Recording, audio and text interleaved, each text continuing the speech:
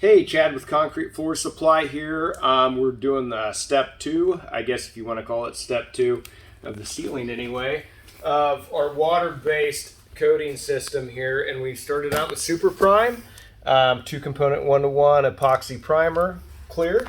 And then we're going to put on our urethane matte, which is a 2-to-1, 2 components A, 1 component of B.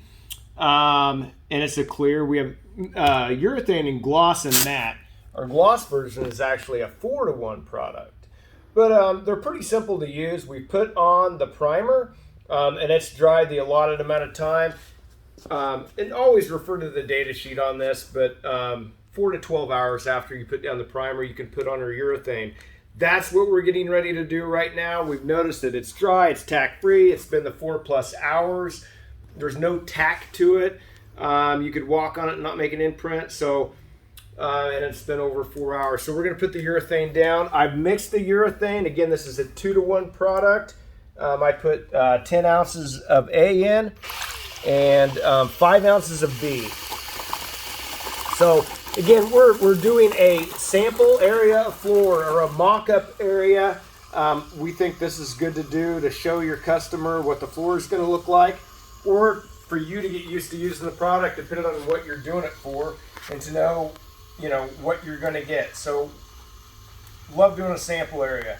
I'm going to mix this for a good 2 minutes. Toby's going to pause the video real quick because you don't want to watch me mixing, and then we're going to apply it to the floor for you.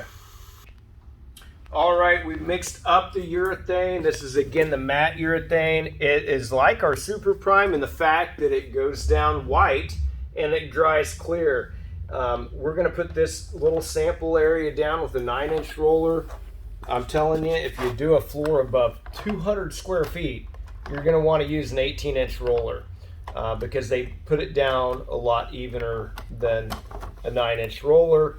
9-inch roller has a frame on one side. You get differential down pressure. The 18s, even down pressure. So, and again, you're going to stand up and do this when you actually do a floor. We're just doing a sample area. But you want to put down the matte urethane in a good even fashion, avoiding, big pooling marks and avoiding what we call railroad tracks. And I'll try to mimic a railroad track here. I'll kind of just do it how somebody would do it. Those are railroad tracks. I'm actually pushing on the roller to create them. But do not let railroad tracks happen. That's when you'll call us and say, hey, I've got lines in my floor. And you just basically you'll screen it and put another coat on, but you probably don't want to do that. So just put it down nice and even. Let the roller do the work. Like, look how much pressure I'm putting on the roller. Like, none. So, and that's because the roller is fully loaded. This is the type of product you want to actually, even though it's water-based and really thin, you want it to go down at a rate that it can lay out. So just a layer about like that, okay? And if, seeing that, I might do a quick back roll just to lay it out just a little bit better. It's probably gonna do fine, okay? Looks pretty good. Now, again, this is white, it dries clear. All water-based urethanes like ours are gonna tend to have just what we call a little bit of an orange peel type texture to them. Now, it's not gonna dry like this, but just know that going in. Also, I didn't do it here, but that is a divot that we did not fix.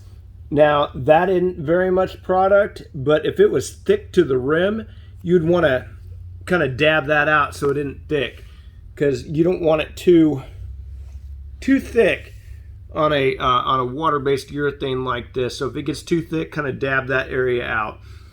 But anyway, we're going to let this dry. And then we'll come take a look at it tomorrow. This is the water-based urethane matte. So Super Prime, water-based urethane matte, water-based coating system here.